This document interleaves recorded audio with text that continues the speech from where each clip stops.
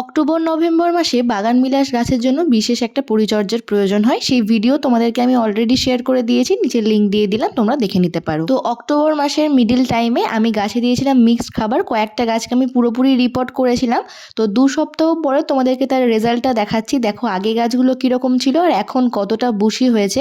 প্রত্যেকটা গাছকে এরকম বুশি করতে গেলে রেগুলার পিঞ্চিং কিন্তু মাস্ট। প্রত্যেকটা গাছে এরকম বুশি হওয়ার সঙ্গে সঙ্গে উপর দিকে যে 2টো করে পাতা সেগুলোকে আমরা এরকমভাবে ছিঁড়ে দেবো। এতে করে কি হয়, সেখান থেকে আবার নতুন ব্রাঞ্চ বেরোবে এবং গাছটা অনেকটা বুশি হবে। এই যে ছোট গাছটা দেখছো বুশি হয়েছে, এগুলো কিন্তু পিঞ্চিং এর মাধ্যমেই হয়েছে।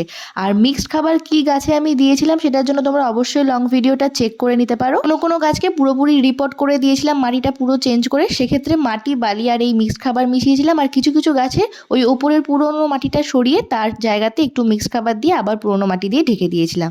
এভাবে আমি প্রত্যেকটা গাছকে রিপোর্ট করেছিলাম। মোটামুটি 2 সপ্তাহ পরেই কিন্তু খুব ভালো রেজাল্ট পেয়েছি, যেটা তোমরা দেখতেই পাচ্ছ। এরপর শীতকালে তোমরা খোল ভেজানো জলও প্রয়োগ করতে পারো। তো চলো আজকের মতো এটুকুই, বাই।